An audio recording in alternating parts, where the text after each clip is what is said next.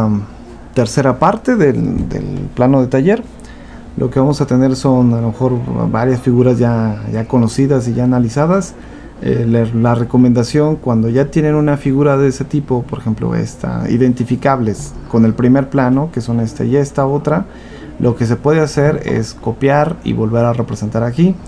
Las representaciones a lo mejor se repiten porque son necesarias para que se entiendan, por ejemplo, vistas que se están incluyendo en este trazo, pero que a lo mejor no serían tan identificables si no tenemos la referencia porque tiene una relación, porque finalmente cuando se fabrican las piezas, maquinado es una área, soldadura es otra área, adaptación es otra área, montaje es otra área, y si no tienen la información completa va a ser muy difícil armar. Sí, entonces a veces algunas piezas hay que repetir.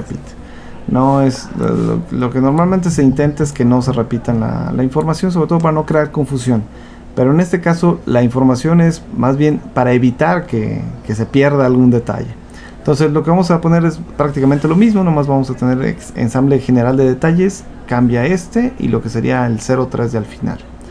Vamos viendo una de las figuras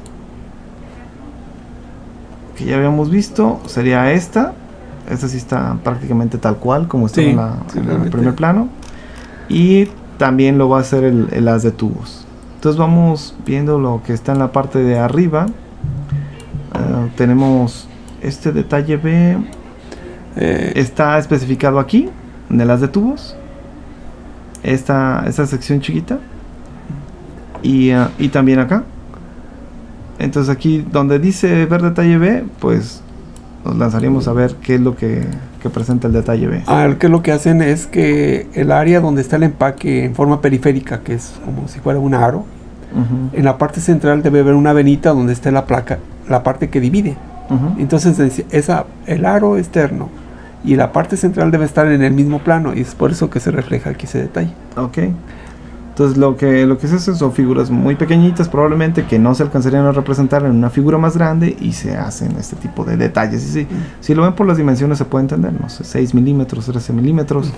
Y también se especifican los biseles. El bisel normalmente se especifica en pulgadas, que son 3/8, y a 45 grados, que es la inclinación respecto a la cual se estaría haciendo. Recuerden que esto originalmente era, bueno, si lo hiciéramos como en dibujo CAD, sería una intersección recta, pero con el bisel pues ya queda así. Entonces vamos viendo lo que serían los baffles, que son los soportes que van, o sea, recuerden que no son los deflectores propiamente, porque el fluido no está dirigiéndose en dirección a la cual le está indicando este baffle, sino que está fluyendo de otra forma, pero sí se necesitan porque los tubos tienen que ir alineados.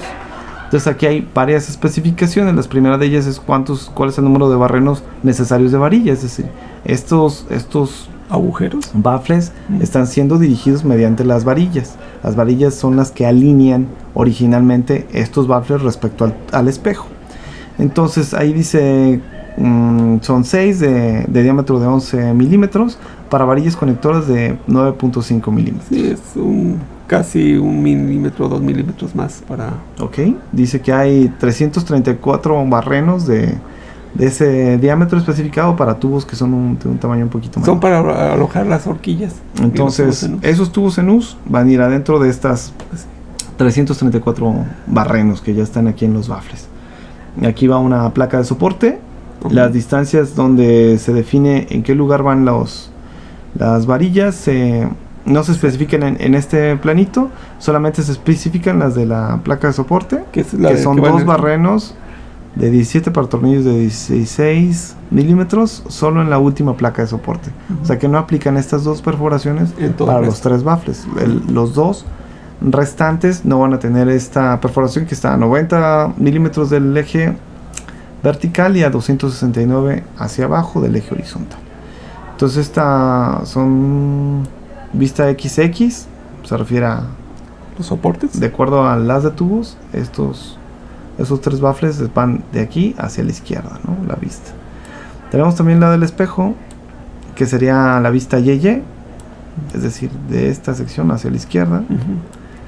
Y aquí si viene un poquito más de especificaciones, viene otra vez si se fijan, esta figura no la tienen que volver a hacer varias veces, se puede hacer una sola vez, se copia, se tiene que hacer nada más. Por ejemplo, el espejo sí es de un diámetro mayor, ahí se está especificando que es de 641, mientras que los baffles eran solamente de 595 milímetros.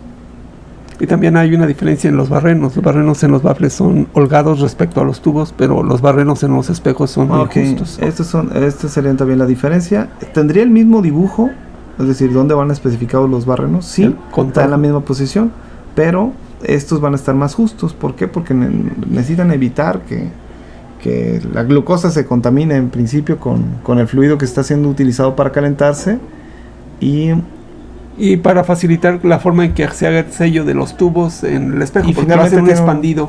Ese expandido se refiere a que se mete una herramienta al interior del tubo, ya en el extremo del espejo, y lo que hace es precisamente como abrirlo, ampliarlo. Entonces esa ampliación, como va a ser de un espacio pequeñito, los tubos son de 19.03 milímetros, y esta, por la diferencia con los barrenos de 19.3, pues es pequeña. Entonces lo que hace la herramienta es expandirlos y sella ya la conexión. La junta. Entonces también hay barrenos para lo de las varillas conectoras, porque las varillas conectoras se atiesan justamente en el espejo, y ahí ellos hacen hoyos roscados. Ahí es donde empieza la conexión. Por eso está la especificación un poquito diferente a la sencilla que venía acá, ¿no? Y si vemos en esta parte de arriba, en el detalle, aquí se nota el maquinado de esas varillas. Ok, aquí tienen su rosca para que sean apretados. ¿Sabe? Bien, entonces pues se quedarán pensando, ¿y las varillas dónde van a ir, en qué posición? O sea, porque tienen finalmente que hacer aquí una representación de esos barrenos. Entonces podemos ir a la plantilla, y en la plantilla sí viene la especificación de a qué distancia respecto al eje vertical y al eje horizontal se encuentran precisamente esas varillas. Entonces aquí dicen los hoyos para varillas conectoras, aunque realmente la figura lo que quiere representar es los tubos, donde cada intersección representada en este cuadriculado representa un tubo. Los tubos, los círculos nada más se dibujan en el contorno para no saturar visualmente el dibujo y que sea también más práctico de entenderlo. Entonces, lo que tienen que hacer también en herramientas CAD es realizar la parte derecha de la figura, copiar a espejo y ya queda listo. No está tan complicado y está divertidón pues este trazo. Y esto sería similar a algo que hicimos en clase. Sí, ya lo habíamos hecho en clase. Hay una especificación de cuántos son los hoyos, de qué especificación son los tubos. Hay especificaciones de cómo terminar los hoyos, que van diferente en los baffles que en el espejo. Y el ranurado de espejo según detalle, unión tubo espejo. Estas son especificaciones que están relacionadas también con esta plantilla, donde dice cuál es el número de tubos por paso. Recuerden que entra del lado izquierdo, sale del lado derecho, y ahí hace la división pues con esa línea horizontal, y nada más pone el número de tubos. Aquí en el detalle C indica el acomodo precisamente de los tubos, qué distancia hay entre ellos, y en qué inclinación se encuentra pues la cuadrícula que se hizo. De hecho aquí el acomodo es justamente